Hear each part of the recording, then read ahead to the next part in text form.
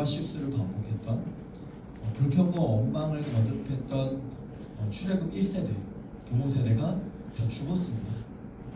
그러니까 물갈이가 된 거죠. 그리고 앞서 시온과 옥과의 두 번의 전쟁은 이제 가나안 땅에서 정복 전쟁을 해야 하는 이스라엘로 하여금 전투 태세를 갖추게 하고 승리를 미리 맛보게 해주었습니다. 무엇보다 이 두 번의 승리는 이스라엘 백성들의 마음을 이제 담대하게 만들어 주었어요. 그래서 이제 가나안 땅에 들어가서 정복 전쟁을 해도 시온과 옥을 그렇게 무찔렀으니 우리가 할 수 있겠다라고 하는 담대함을 우리를 분명 주었을 것입니다. 그런데 이 시점에서 모세가 이스라엘 백성들에게 율법을 설명하는 거예요. 그러니까 아직 다 준비가 안 된 것입니다. 아니, 더 중요한 준비가 남아 있었던 거죠. 가나안 땅에 들어가 살 때에는 가나안 족속들을 다 몰아내고 그 땅을 정복하는 것 중요할 겁니다. 과거 부모 세대가 지었던 죄들을 답습하지 않고 그 가나안 땅에 있는 우상들을 섬기지 않는 것 물론 중요합니다.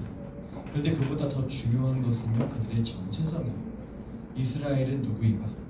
곧 하나님의 선택된 백성으로 하나님께 순종하고 긍기 영광을 올려드리는 백성의 삶, 곧 그들의 정체성이 중요하다라고 하는 사실이죠. 이것 때문에 하나님은 출애굽에서 그들을 건지셔서 하나님의 백성으로 삼으셨고 가나안 땅에 들어가게 하시는 겁니다. 그래서 그들이 무엇보다 가장 중요한 준비는 뭐였냐면 우리가 하나님의 백성이라고 하는 그 정체성을 다시 한번 고백합니다. 그걸 다시 한번 새롭게 하는 것이 가나안 땅 입성 전에 가장 중요했다고 하는 거죠. 그래서 모세는 그들에게 율법을 선포했습니다. 하나님의 유일한 원리이자 기준이 하나님의 말씀입니다. 이 하나님의 말씀은 이스라엘 백성들이 누구인지를 알려줬습니다. 그들 자신의 정체성을 올바로 세울 수 있도록 모세는 이스라엘 백성들에게 하나님의 말씀을 가나안 땅에 입성 전에 다시 한번 설명하고 선포하고 가르치는 신명기의 첫 부분을 우리가 보게 되는 것입니다. 사랑하는 성도 여러분, 하나님의 말씀을 절대로 타협할 수 없는 원리 원칙으로 삼고 살아가시는 저와 여러분 되시길 축복합니다. 우리가 말씀대로 살아가고자 할 때 세상에서 말씀을 기준으로 삼고 그것을 지켜나가고자 할 때 우리는 분명 원리 원칙주의자라는 소리를 듣게 될 겁니다. 꽉 막힌 사람, 융통성이 없고 미련한 사람이라고 손가락질 받게 될 것입니다. 시대에 뒤처져 있고 대화가 통하지 않는 사람이라는 이야기를 듣게 될 것입니다. 그러다 우리는 세상에 합당한 자들로 부름받지 않았습니다. 우리는 하나님 나라에 합당한 자들로 부름을 받았습니다. 그렇기에 하나님의 말씀은 내 목숨보다도 더 소중한 것이라고 여기고 붙잡지 않으면 안 되는 것이죠. 사실 모세가 선포한 이 신명기 시점에서의 율법은요, 이스라엘 백성들에게 새로운 것이 아니었어요. 이미 출애굽 이 1세대 백성에게 이스라엘 백성에게 선포한, 그리고 성경 목록으로 봤을 때 출애굽기, 레위기, 민수기 말씀과는 이미 하나님이 이스라엘 백성에게 주셨던 말씀입니다. 다시 새로운 말씀을 신명기 시점에서 하는 것이 아닙니다. 그러니까 현재 가나안 땅에 입성하는 출애굽 2세대의 입장에서 모세의 말이 이전과 다른, 앞선 부모 세대와 다른 말씀을 이야기하는 것이 아니라고요. 다시 말하면 이렇게 율법을 반복하여 가르치는 것, 다시 한번 모세가 이스라엘 백성들에게 율법을 설명하는 것은 이스라엘 백성들의 심령에 말씀을 새기기 위한 것이에요. 하나님의 말씀은 이 마음에 새기는 것입니다. 여러분, 새기는 게 뭔가요? 새기는 건 나무에다가 새긴다고 말하고 돌에다가 새긴다고 말하잖아요. 그만큼 새긴다라고 하는 작업은 많은 노력을 필요로 하고 수고를 필요로 합니다. 여러분, 말씀을 새기기 위해서 내 마음과 심령 같은 새기기 위해서 어떤 수고와 노력을 하고 계십니까? 이런 수고가 필요하다라고 하는 거죠. 말씀을 읽고 듣고 쓰고 묵상할 뿐만 아니라 암송하고 그 말씀이 내 안에 새겨지도록 하는 필요와 수고와 노력, 이것이 있을 때 우리도 이스라엘 백성들처럼 정체성을 지켜나갈 수 있다라고 하는 사실입니다. 두 번째로는요, 하나님 나라의 원리 원칙은 공의와 정의입니다. 모세는 하나님의 말씀을 백성들에게 가르치는 가운데 자신의 한계를 고백하고 있어요. 이스라엘 백성들이 너무 많기 때문에 그들에게 말씀을 가르칠 뿐만 아니라 그 하나님의 율법의 말씀을 이스라엘 백성들을 다스려야 되잖아요.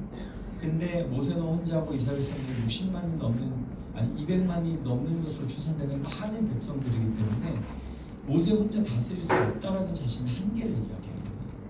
자, 12절과 13절 한번 읽어보시죠. 그런즉 나 홀로 어찌 능히 너희의 괴로운 일과 너희의 힘겨운 일과 너희의 다투는 일을 담당할 수 있으랴. 너희의 각 지파에서 지혜와 지식이 있는 인정받는 자들을 택하라. 내가 그들을 세워 너희의 수령을 삼으리라 한지. 모세가 어떻게 하죠? 백성들 가운데 지혜와 지식이 있는 리더들을 세웁니다. 각 지파들 가운데 1000명을 담당할 수 있도록 1000부장, 100명을 담당한 100부장, 50부장, 10부장, 조장 이렇게 리더들을 쭉 세워요. 그리고 그 리더들에게 당부하는 말이 뭐냐면 그 이스라엘 백성들, 유대 백성들을 향해서 정의롭고 공정하게 갈등을 판결해야 된다. 심지어는요, 이스라엘 백성들 중에 사는 타국인이라고 할지라도, 이방인들이라고 할지라도 차별해서는 안 된다. 너희 리더들은 공의롭고 정의롭게 판결하여 이스라엘을 다스려야 된다는 당부의 말을 합니다. 17절도 한번 읽어볼게요. 17절입니다. 재판은 하나님께 속한 것인즉 너희는 재판할 때에 외모를 보지 말고 귀천을 차별 없이 듣고 사람의 낯을 두려워하지 말 것이며 스스로 결단하기 어려운 일이 있거든 내게로 돌리라. 내가 드리리라 하였고. 자, 이처럼 하나님 나라의 백성은요, 공의와 정의를 행하는 것이 중요해서 말씀을 잘 듣고 내 정체성을 삼고 기준으로 삼는 것뿐만 아니라 그것이 정의와 공의라는 실천으로 나타나는 것, 그게 중요하다는 거죠. 하나님의 말씀은 하나님과 백성의 관계를 세우기도 하였지만 또한 이웃과 이웃의 관계를 세우는 일이기도 했습니다. 하나님을 사랑하고 하나님을 섬기는 것도 중요했지만 이스라엘 백성들에게는 그 율법을 기준으로 가지고 이웃과 이웃이 서로 사랑하는 일도 그만큼 중요했다고 하는 것이죠. 분명히 이웃 간에 서로 부딪히고 충돌하게 될 것입니다. 그러면 이것을 판단하고 조정하는 가운데 차별이나 부당함이 있어서는 안 될 거예요. 이스라엘 백성들은 그들이 노예 생활을 했던 애국과 같이 계급 사회가 아니었고요. 이스라엘 주위를 둘러싸고 있는 열강들과 같이 왕정 국가가 아니었습니다. 그들은 하나님만을 왕으로 섬기는 형제 자매들이었습니다. 선지서를 읽다 보면 하나님이 이스라엘의 죄를 막 지적하시잖아요. 막 심판을 퍼부으시면서 경고를 하십니다. 근데 여러 가지 죄를 다루시는 것 중에 굉장히 그 주목할 만하게 강조해서 다루시는 그 죄목이 있는데 그게 뭐냐면 고아와 과부와 이방인을 돌보지 않는 죄예요. 그러면서 너희가 공의와 정의를 행하지 않았다 이렇게 말씀하거든요. 그러니까 여기서 말하는 공의와 정의는 단순히 판결을 불이하지 않게 올바로 판결하고 이게 아니라 아까 그랬죠. 차별 없이, 귀천 없이. 그 말은 바꿔보라면 뭐냐면 고아, 과부, 이방인과 같은 그런 연약한 지체들을 향해서 긍휼과 자비와 사랑을 베푸는 것, 그것이 율법에서 말하는 공의와 정의라는 거죠. 그러므로 우리는 하나님 나라의 원칙 가운데 공의와 정의를 단단히 세워야 합니다. 특별히 이 공의와 정의는 뭐라고 말씀드렸어요? 약한 자들을 돌보는 것, 약한 자들에게 사랑과 긍휼과 자비를 베푸는 것, 그들에게 향하여 귀천과 차별 없이 분별 없이 그들을 사랑하고 도울 수 있는 것, 이게 하나님이 세우신 율법 가운데 공의와 정의로 옮겨가는 그런 실천의 모습들이라는 거죠. 그러므로 우리도 또한 이 세상에서, 특별히 교회 공동체에서, 또 교회 밖에서 가정이나 직장이나 학교나 사업 가운데서 우리가 어떻게 살아야 할지를 말씀이 가르쳐주는 것입니다. 우리의 원리 원칙은 뭐예요? 공의와 정의. 특별히 어떻게 나타나냐면 사랑과 긍휼과 자비와 약자를 향한 귀천 없음, 이런 것들로 실천된다는 것입니다. 말씀의 결론을 맺습니다. 우리는 하나님의 자녀, 하나님 나라의 원리 원칙 주의자들입니다. 하나님 말씀으로 하나님 나라의 정체성을 세워가실 수 있기를 축복합니다. 하나님의 말씀이 절대 타협할 수 없는 진리입니다. 그래서 이것이 내 안에 새겨지도록 해야 돼요. 많이 말씀을 암송하시면 좋겠고요. 이것이 진짜 확 새겨져가지고 지워지지 않게끔 하셔야 돼요. 그래서 내 정체성이 흔들리지 않게끔, 누구 앞에서든 어떤 상황에서든 어떤 시험을 만나든 이것이 흐려지지 않게끔 해야 하나님 나라의 원리 원칙대로 하나님 나라의 백성들을 살아갈 수 있는 것입니다. 또한 사람과 사람의 관계 가운데, 특별히 교회 공동체 가운데 공의와 정의가 살아있어야 합니다. 사랑, 자비, 긍휼, 외모를 보지 말고 귀천을 따지지 말고 사람을 두려워하는 것이 아니라 하나님을 두려워하는 것. 교회 안에 은근히 존재하는 계급주의와 권력을 타파하고 서로가 서로를 형제 자매로 섬길 수 있기를 축복합니다. 그래서 하나님 나라를 바로 이 땅에서부터 세워나가고 또 배워갈 수 있는 영원한 천국의 백성으로 준비되는 저와 여러분 되시기를 주님의 이름으로 축복합니다. 기도하겠습니다. 하나님, 우리 아버지, 기준이 무너져버린 이 악한 세대 가운데서 하나님 나라의 원리 원칙으로 살아가게 하심을 감사합니다. 하나님의 말씀, 성경을 절대적인 기준으로 세우고 그것을 내 심령에 새길 수 있도록 도와주옵소서. 하나님 나라의 정의와 공의가 이 땅에서 이루어지게 하여 주옵소서. 나의 가정, 학교, 직장, 사업장, 무엇보다 교회 가운데 하나님 나라의 정의와 공의가 사랑으로, 긍휼로, 자비와 인자로 실천되게 하여 주옵소서.